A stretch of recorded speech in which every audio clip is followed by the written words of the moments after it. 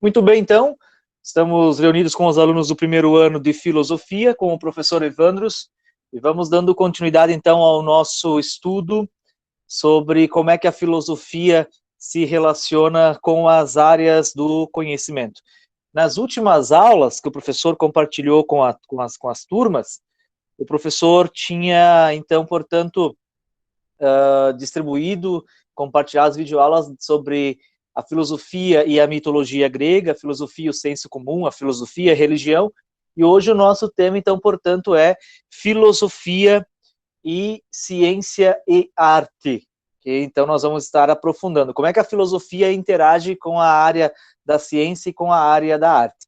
Nesse primeiro momento, o professor gostaria, então, para registrar a presença dos alunos, que vocês coloquem, então, portanto, ali no chat, só coloca o nome de vocês e a série que vocês estão, a série não, porque são primeiro ano, o nome e a escola de vocês, por favor, aí no chat, para que o professor possa, fica registrada a participação de vocês.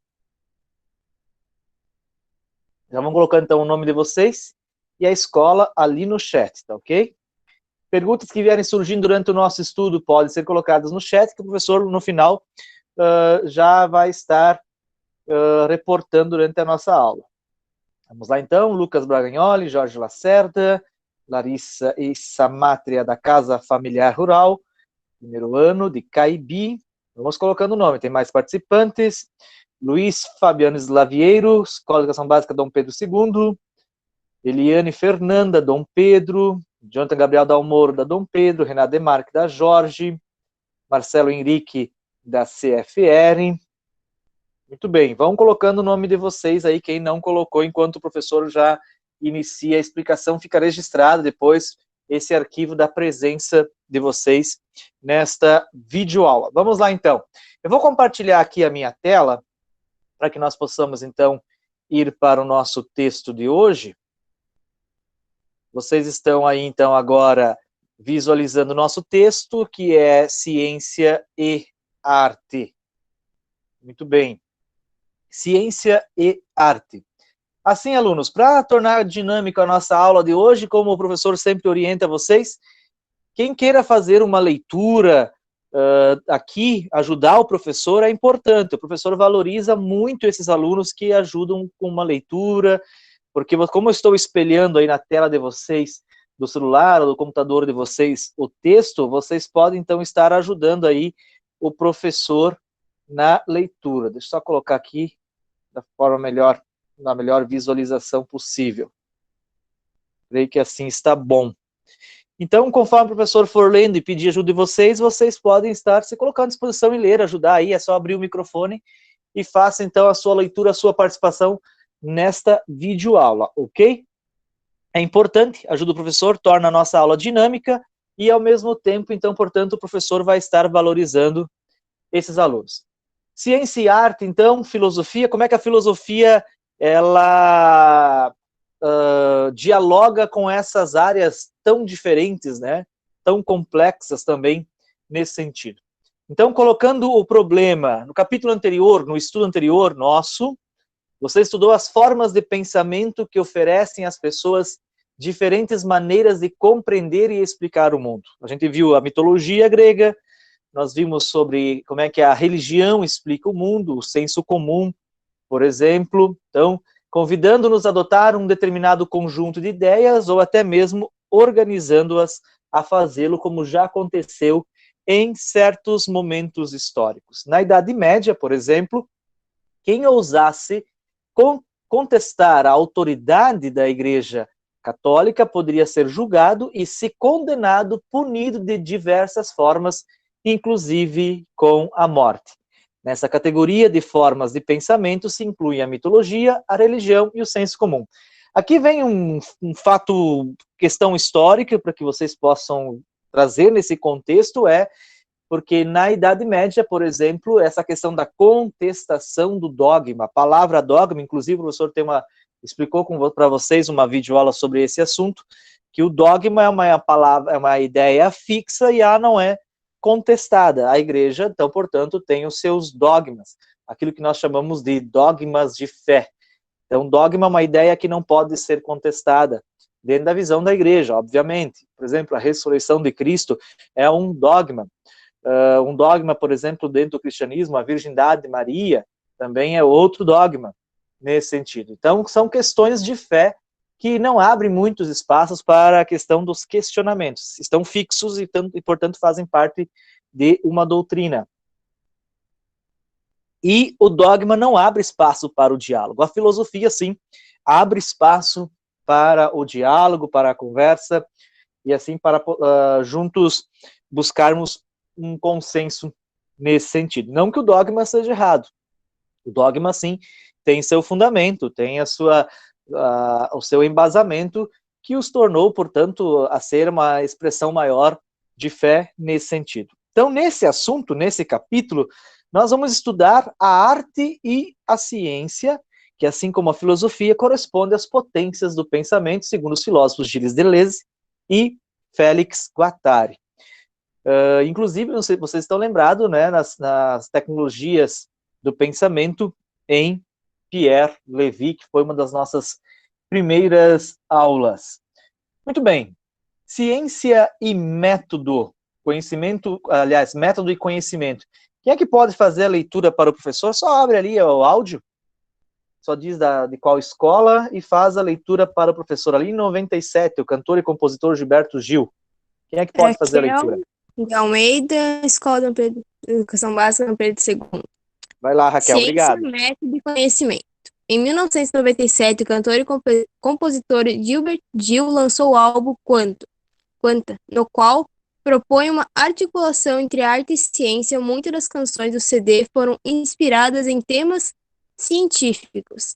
Também as artes plásticas podem encontrar motivação na ciência. Na gravura de Escher, produzida ao lado, o artista utilizou uma ideia de física contemporânea elaborada por Albert Einstein em 1979 a 1955. Tudo que se observa é relativo ao ponto de vista do observador. A gravura, que ele chamou de relatividade, tem diversas perspectivas simultâneas. Muito obrigado. É Raquel, né? Sim. Obrigado, Raquel. Isso ajuda muito o professor. Aqui, então, veja só o que a Raquel aqui fez a leitura.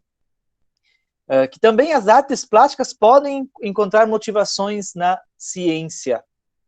Ao lado, então, portanto, o artista, Escher, né, que reproduziu aqui ao lado, utilizou uma ideia da física contemporânea elaborada por Albert Einstein. Eu quero que vocês percebam, eu vou tentar aqui aproximar um pouco mais a tela, para que vocês possam olhar os detalhes desta gravura. Às vezes as pessoas de senso comum, elas simplesmente olham para uma imagem desta e elas têm uma certa confusão na mente e elas não conseguem entender o que está se passando. Mas, na verdade, a imagem que vocês estão vendo, a relatividade, o nome já diz, relatividade, litografia de Marutis Cornelis Escher, feita em 1953. Ela é uma imagem toda abstrata, que inclusive nos dá uma certa sensação de infinito e de inacabado, porque as escadas, elas tanto podem estar na perspectiva de subida, quanto na perspectiva de descida, no ponto de como não chega a lugar algum, nesse sentido. É como se fosse um cubo, como se fosse algo do qual também não tivesse muitas saídas, etc. e tal, ou se apontasse para alguma saída, enfim, é muito relativo essa visão aqui, porque o professor está nessa perspectiva, e vocês também, mas se nós colocarmos esta imagem numa planta, ou virarmos num ângulo de 180 graus, a perspectiva seria outra, etc. e tal, ou seja, são os diversos caminhos que esta imagem, através da arte, ela nos traz, que está ligado, sim, à questão da ciência, da questão da física contemporânea, a teoria da relatividade, etc. e tal. Então, veja, é uma obra de arte, sim, que precisa ser vista com os olhos um pouco mais, como posso assim dizer, mais clínicos, nesse sentido. Qual é o sentimento que você tem, aluno, você jovem, ao ver uma imagem desta? É confusão na mente? É uma inspiração para a sua caminhada e saber que você vai ter subidas e descidas? Enfim, é uma perspectiva enorme. Inclusive, o tom da imagem, né? escura, em tons de cinza, também tem ali a sua linguagem. Muito bem, dando continuidade, de forma semelhante, a ciência busca inspiração na arte para criar uma teoria que explique um fenômeno. Um dos maiores exemplos da associação entre esses dois saberes é Leonardo da Vinci, de 1452 a 1519. Pintor, preste bem atenção aqui, Platão. O professor vai chamar atenção para vocês agora, para esse carinha aqui que muitos de vocês acho que não pararam para observar um pouquinho. Leonardo da Vinci, pintor, escultor, poeta, músico e ao mesmo tempo inventor, engenheiro e arquiteto. E vocês achavam que ele era apenas um pintor, né, de algumas artes famosas aí pelo mundo.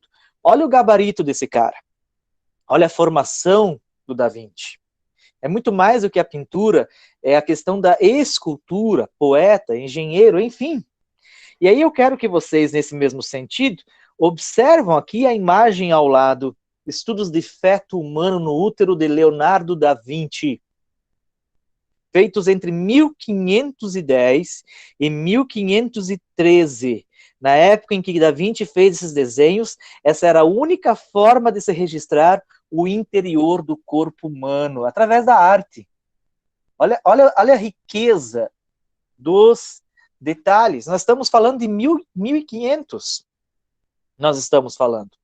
Então, prestem atenção, naquela época, Da Vinci, o crânio desse cara, para imaginar como é que seria a questão do ventre materno, a questão do útero humano, né, do ventre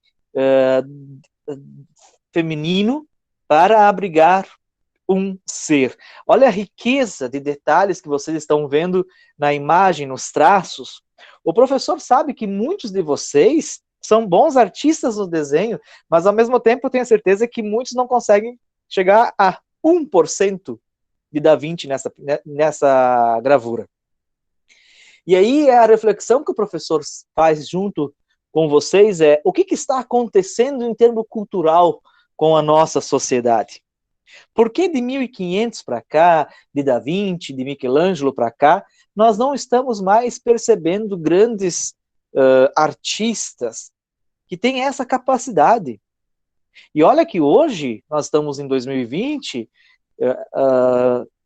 todos os recursos que nós temos são impressionantes. Naquela época, não.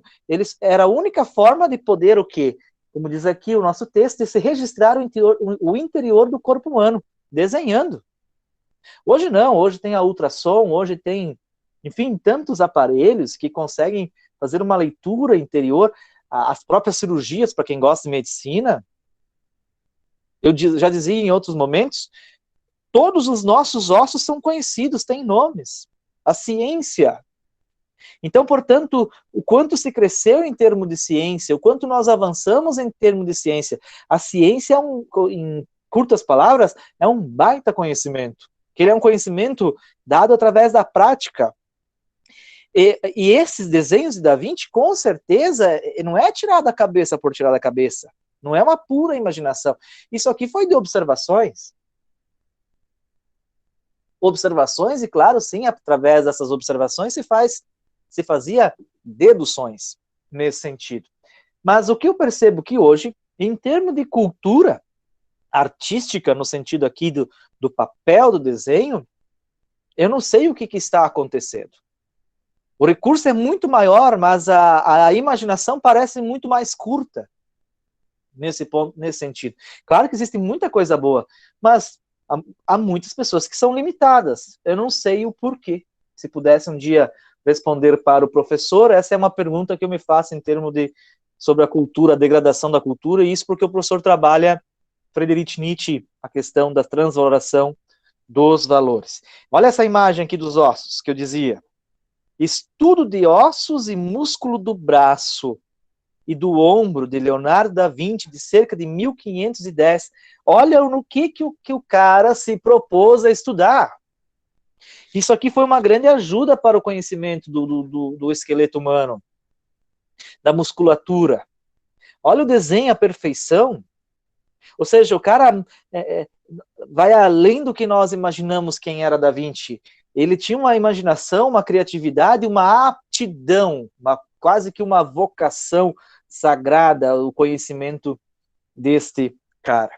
E hoje, infelizmente, muitos jovens não se dedicam a fazer coisas assim, extraordinariamente e absurdamente, né, maravilhosas do ponto de vista do conhecimento, e dedicam-se no máximo a uma pichação no muro. Mas isso é uma reflexão do professor. Avançando então a filosofia na história, o pensamento científico. Outro lê para o professor. Quem pode fazer a leitura desse parágrafo ali? Posso ler, professor? Deve. Quem? Eliane. Nome? Qual escola? Jorge Lacerda. Vai lá, Eliane. Obrigado.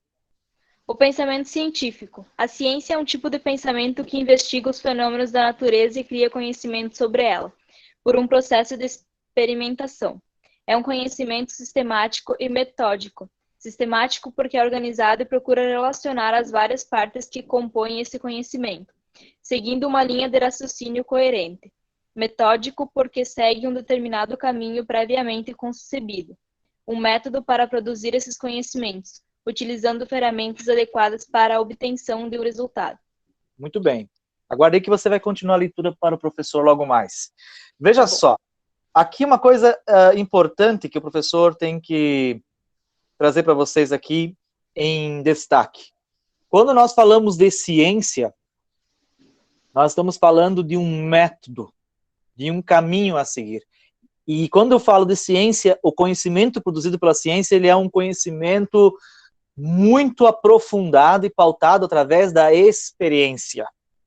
Aqui vocês têm que gravar, inclusive, aí nos cadernos de vocês, que ela vai aparecer numa avaliação, nas nossas atividades, a palavra empiria, ou do latim empíricos, que significa a experiência. A ciência se pauta a partir de conhecimentos empíricos, conhecimentos que são testados.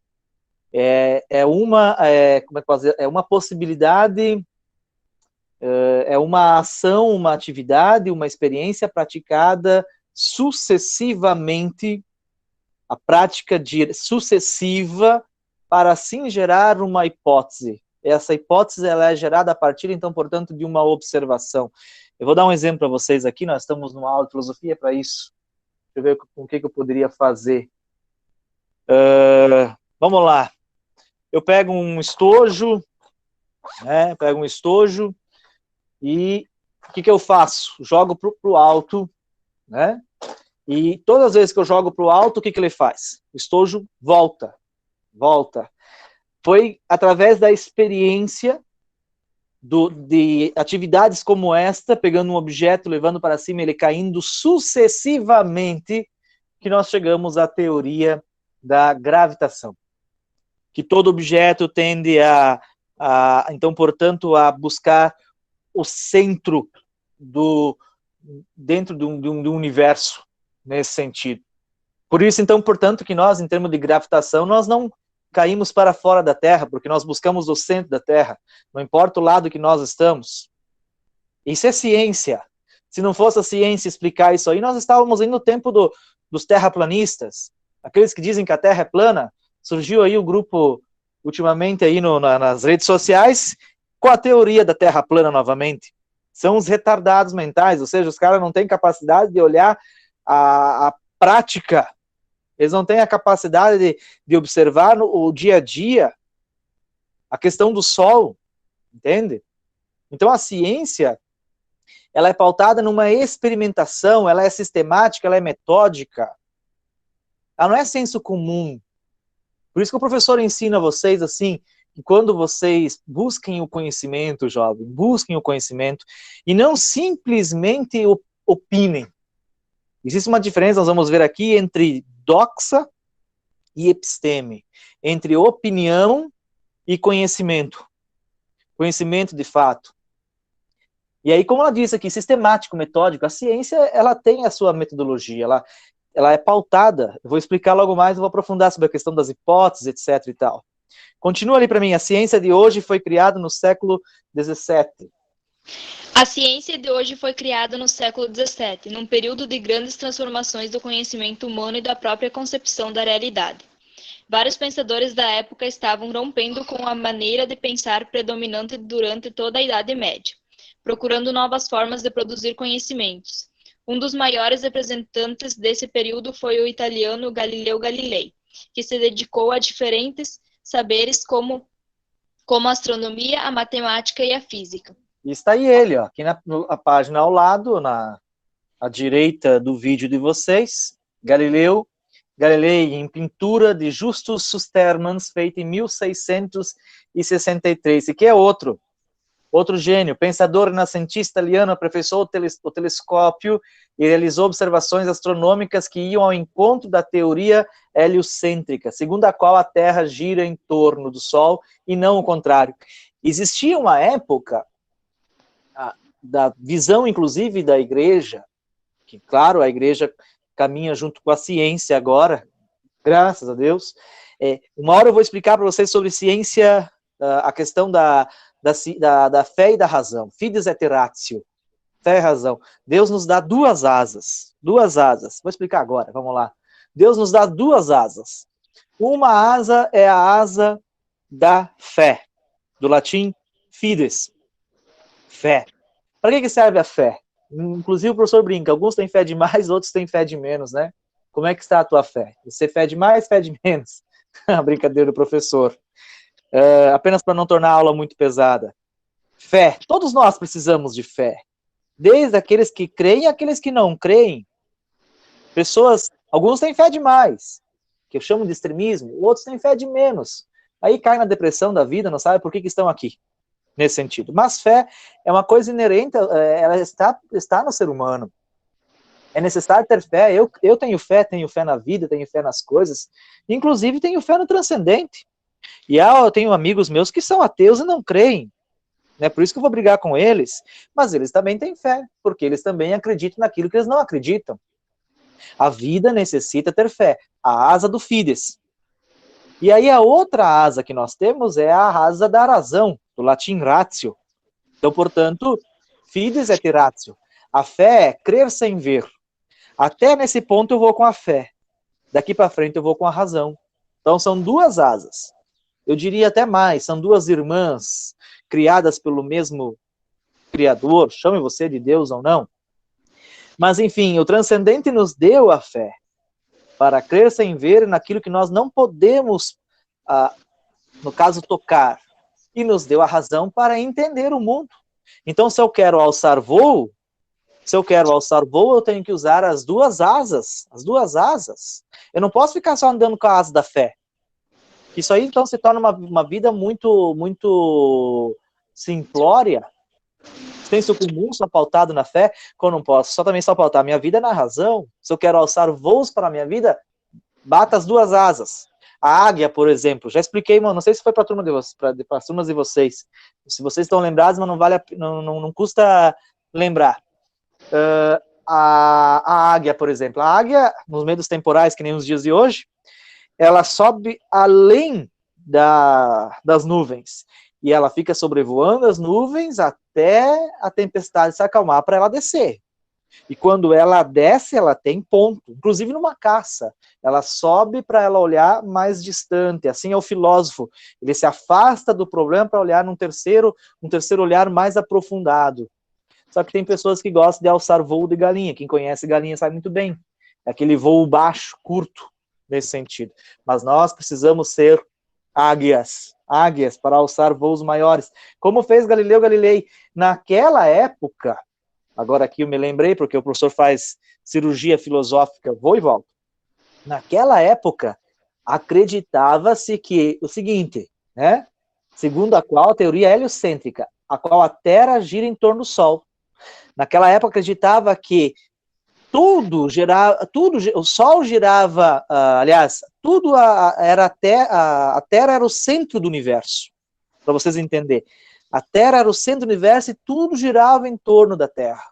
E ele mostrou pela teoria heliocêntrica, que o Sol, o sistema solar, daí então, portanto, a tramitação dos planetas. Isso aí para as professoras que ensinam vocês, professor de física, ensinará melhor que um professor de filosofia. Mas, enfim, olha como mudou.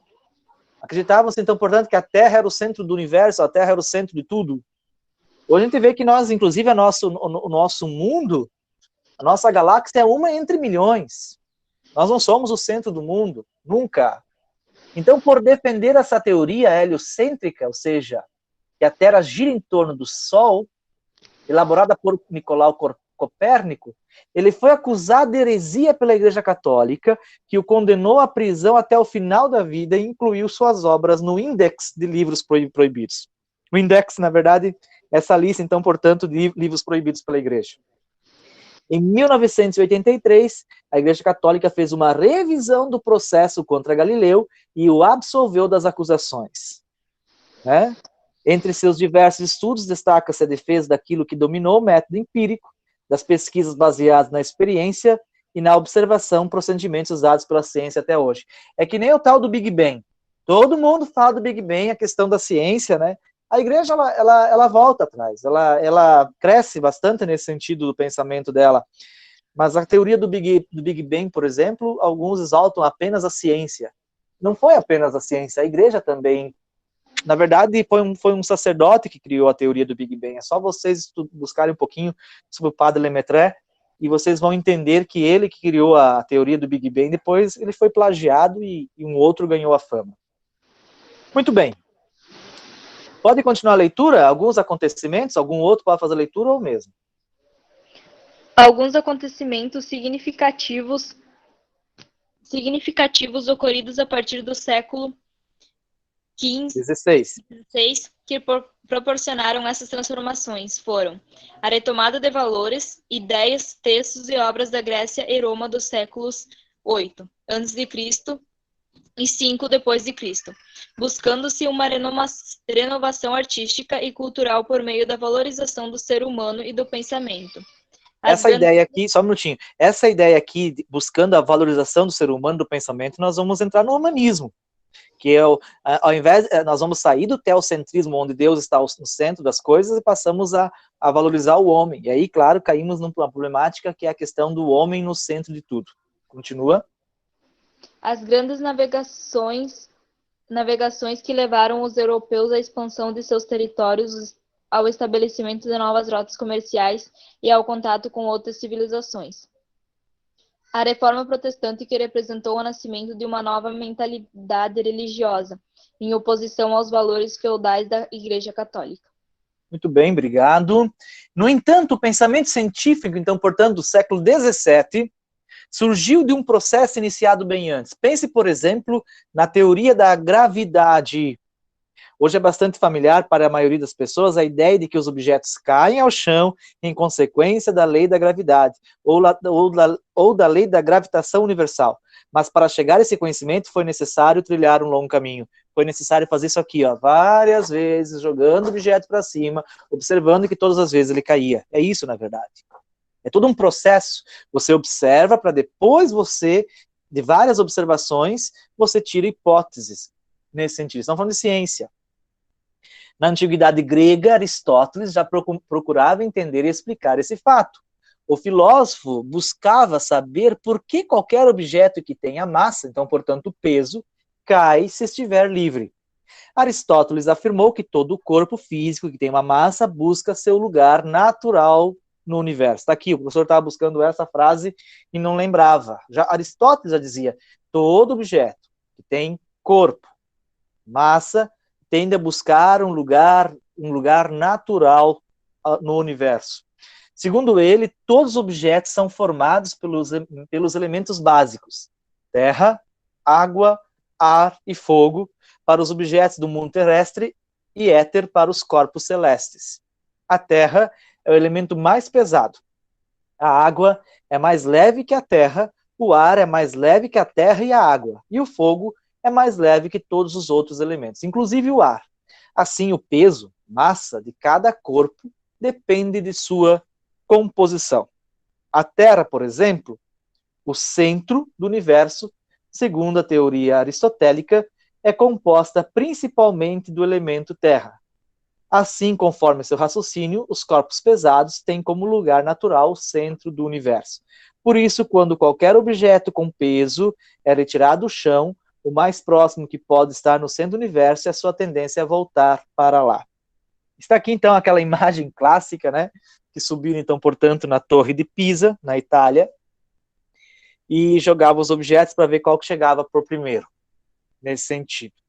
Inclusive, foi feito um experimento, eu não estou lembrado, é num desses canais de ciência, acho que é National Geographic, dá uma olhadinha, pesquise na internet, é uma câmara fechada, sem o ar, no vácuo, para ver o que cai primeiro, uma pedra, né, um peso de metal, aliás, ou penas, né? E quanto, portanto, não há a questão do ar, né, da gravidade, a ausência da gravidade, pena e peso de pedra, de metal, etc., caem ao mesmo tempo. É muito interessante observar aquilo lá. Mas foi necessário o quê? Foi necessário hipótese, foi necessário muita prática para chegar a esse conhecimento. A gravidade, a palavra que só apareceria mais tarde, derivada da palavra latina gravitas, peso, e aqui é interessante, quando a mulher está grávida, observem bem, olha que bonito, eu adoro o latim por causa disso. A mulher está grávida, o que ela leva dentro dela? As mulheres não dizem que elas estão pesadas? Claro que elas estão levando dentro delas um peso. Qual que é o peso? Não em termos de peso de vida, falando de peso que é a questão do feto. Ele tem uma massa, ele tem um peso. Então a palavra gravidade também lembra a questão da gravidez, daquela que leva um peso. Então, palavra latina gravitas, peso, seria uma característica de cada corpo e a velocidade com a qual ele cai. Isto é, voltar para o seu lugar seria proporcional ao seu peso. Quanto mais pesado, mais rápido cairia o corpo. A evidência dessa explicação fez com que as pessoas confiassem nela durante praticamente 2000 anos. No entanto, por mais lógica que parecesse, essa explicação estava errada e foi Galileu que mostrou isso. Claro, você sobe em cima de um prédio, que nem fizeram, de uma estrutura, e joga objeto pesado, objeto mais leve, com a gravidade vai cair mais rapidamente o objeto mais pesado, mas tira a gravidade, eles caem exatamente iguais. Volto a dizer, procurem lá no National Geographic no YouTube e vejam sobre essa teoria de uma câmara sem gravidade. É muito interessante você ver o peso super, né, aquele metal pesado e as penas caírem ao mesmo tempo. É questão de curiosidade mesmo. Só que quem provou isso foi Galileu, porque as pessoas acreditavam nessa ideia de que o mais pesado caía. É que nem aquela perguntinha, o professor pode pegar, vamos ver se vocês estão espertos, o que pesa mais, 1 quilo de pena ou 1 quilo de sal? Podem responder aí no nosso chat, da nossa videoaula, o que pesa mais? 1 quilo de pena ou 1 quilo de sal? Vamos ver se vocês saberiam responder, se estão ligados. Os dois têm o mesmo peso, exatamente, Caíra. Os dois têm o mesmo peso, mas às vezes a pessoa ela já diz que 1 quilo de pena é mais leve, porque ela não fez a soma, né? Eu estou falando dos pesos iguais. A Eliane também já colocou, os dois possuem o mesmo peso. Conta-se que ele, então, portanto, Galileu, teria subido ao alto da Torre de Pisa, em sua cidade natal, e soltado objetos de diferentes massas ao mesmo tempo. Os observadores, provavelmente seus alunos, deitados ao pé da torre, a uma distância segura, porque ninguém é louco, o cara vai jogar coisa pesada lá de cima, né? Deitados ao pé da torre a uma distância segura, constataram que todos os objetos chegaram ao solo ao mesmo tempo. Estava provado empiricamente que a teoria de Aristóteles, embora perfeitamente lógica, era completamente equivocada. Esse episódio nunca foi comprovado, mas há registro de uma longa série de experimentos de Galileu com planos inclinados, que o levaram à mesma conclusão. Galileu não chegou a elaborar uma teoria para explicar o fenômeno da queda dos corpos, o que só seria feito quase um século depois por Isaac Newton. Mas suas ideias de que só podemos construir explicações com base em fatos observados revolucionou o pensamento científico. O professor vai repetir. Mas a sua ideia e que só podemos construir explicações com base em fatos observados, revolucionou o pensamento científico. Isso aqui é o resumo da ciência. A ciência se pauta em fatos observados e comprovados. Por isso que o professor fala para vocês, cuidado, por exemplo, vou puxar agora a ciência com um assunto atual, cuidado com o que vocês recebem pelo WhatsApp, cuidado com o que vocês leem nas plataformas digitais como o Facebook. Pegam a informação, vão buscar, ver se é verdadeira. Isso é conhecimento. Não é simplesmente pegar a informação e passar para frente. Quando vê, está passando uma fake news danada e não sabe por quê. Agora, Isaac Newton, né? Esse da esquerda. O professor vai abordar ele mais de forma aprofundada numa próxima aula. Mas, enfim, a ciência na antiguidade grega. Aqui agora o professor vai fazer uma pequena introdução, porque será tema da nossa próxima aula, ok? Na antiguidade grega, quem lê para mim? Uma outra voz agora. Na antiguidade grega, os filósofos falavam. Bora lá. Quem quer participar? Outra voz. Só abrir o microfone. Ninguém? É o professor mesmo. Na antiguidade grega, os filósofos falavam em dois níveis de conhecimento.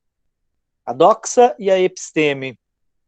A doxa, em geral traduzida por opinião, era um conhecimento baseado nas observações cotidianas e produzido sem método e nem sistematização. Ok? Por exemplo, doxa é aquilo que você simplesmente, é tua opinião, você só observa, mas você não aprofunda. É você observar que o sol, olha só, opinião é isso aqui. Você observa todos os dias que o sol se põe. Então o sol faz esse movimento. Nascer, né, e se pôr, morrer no final da tarde. Só que, daí você, de tanto observar isso na tua vida, você acha que isso é uma grande verdade. O sol se põe. E, na verdade, o sol não se põe. E nem o sol nasce. Se você parou para observar, o que acontece? A Terra faz uma rotação ao redor do sol. O sol continua sendo sol. E aí, muda totalmente a perspectiva. O sol não nasce, o sol não se põe. Nesse sentido. É quase que uma visão, uma ilusão de ótica. Você observar, pensar, o sol está se pondo. Não, o sol não está se pondo. É nós que estamos tendo esse movimento ao redor dele. Entende? Então, esses conhecimentos que você só observa e você não coloca em xeque, em dúvida, isso não é conhecimento, isso é doxa. Doxa é opinião, sem testagem. Diz respeito ao senso comum. A vaca vaqueia, o sapo sapeia, a maré mareia, a girafa girafeia, e você vai com as outras, como diz o professor Clóvis de Barros Filho. Senso comum. Já dei uma aula sobre isso. A episteme indicava um conhecimento racional, também baseado na observação, mas construído de maneira sistemática e metódica. Em um sentido muito amplo, essa palavra grega é traduzida por ciência. A episteme. Episteme. Falando em episteme, apenas uma curiosidade aqui com vocês. O professor fez uma cadeira chamada epistemologia na faculdade, são 6 meses de estudo sobre a origem do conhecimento. Eu vou perguntar uma coisa básica para vocês aqui. Vocês estão no computador, estão no celular, e quando vocês têm um arquivo, quando vocês jogam fora aquele arquivo, vocês jogam para a lixeira, não é? Pegam o celular e jogam para a lixeira. O arquivo que vocês não querem. E aquele arquivo lá, se vocês quiserem, ou excluem permanentemente do computador de vocês, ou excluem do celular permanente. Ou quando querem visitar, vão lá e buscam na lixeira. Não é assim? Pergunto para vocês. Onde é que foi parar as coisas que vocês deletaram da mente de vocês? Já pararam para refletir? Onde é que está a lixeira do cérebro? Inclusive no computador ou no celular, tem um limite para aquela lixeira. E o cérebro? Qual é a capacidade que ele tem para adquirir conhecimento? Dizem aí que nós não usamos todas as potencialidades do cérebro, senão nós iríamos parecer um tal do Megamente, né? Onde é que foi parar aquelas coisas que você excluiu da tua mente? Foi parar para algum lugar? Você consegue acessar a qualquer momento? Onde é que está a lixeira do cérebro? Já fizeram essa reflexão? Só a filosofia faz. Por isso que é importante fazer filosofia, pensar o que não é pensado. Por isso chama a gente de louco, mas não é à toa, tá? Mas é melhor ser louco consciente do que louco de senso comum. Muito bem. O conhecimento sistematizado já existia em culturas ainda mais antigas. Os egípcios, por exemplo, tinham uma matemática bastante avançada que usaram na construção dos seus grandes monumentos, como as pirâmides. Às vezes eu fico perguntando como é que os caras conseguiram construir aquilo naquela época, com aquelas pedras. No entanto, era um tipo de ciência prática sem maior elaboração teórica, ou seja, os egípcios criaram o conhecimento de que necessitavam, mas esses eram válidos para determinadas situações específicas. Não eram transformados em conhecimentos de natureza geral que pudessem ser aplicados a outras situações. Por isso, afirma-se que os gregos aprenderam conhecimento prático dos egípcios e transformaram em um conhecimento teórico, criando a matemática como ciência. A razão disso é que os gregos se ocupavam mais com especulações, com construções e conhecimentos mais amplos e investigativos. Mesmo que esses não tivessem uma explicação direta e imediata, eles poderiam depois ser aplicados em diferentes situações. O principal exemplo talvez seja o famoso teorema de Pitágoras. Tendo aprendido com os egípcios a relação entre os lados de um triângulo, conhecimento que utilizavam nas construções. Pitágoras transformou tal conhecimento em um teorema, isto é, numa formulação geral. Eu vou colocar uma videoaula do professor Clóvis de Barros Filho, para quem não assistiu, pode assistir, quem assistiu, revisite, que ele fala da aula Como Ter Culhão, né?